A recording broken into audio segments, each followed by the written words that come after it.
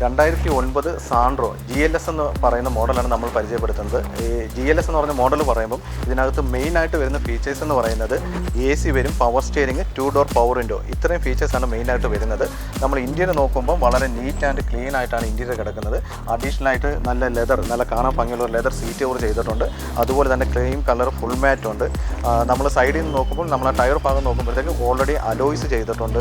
അതുപോലെ തന്നെ wheel ഡ്രമ്മിനകത്ത് green നമുക്കൊരു കാണാൻ അട്രാക്ഷനായ വീൽ ഡ്രമ്മിനകത്ത് പെയിൻറ്റ് ചെയ്തിട്ടുണ്ട്.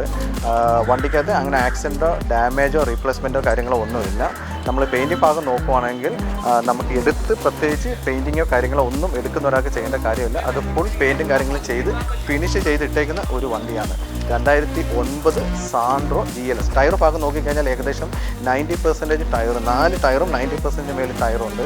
നമുക്ക് എടുക്കുന്ന ഒരു കസ്റ്റമർക്ക് പ്രത്യേകിച്ച് ഒന്നും ചെയ്യേണ്ട, എടുത്ത് യൂസ് ചെയ്യാൻ പറ്റുന്ന 2009 സാൻഡ്രോ GLS ആണ്.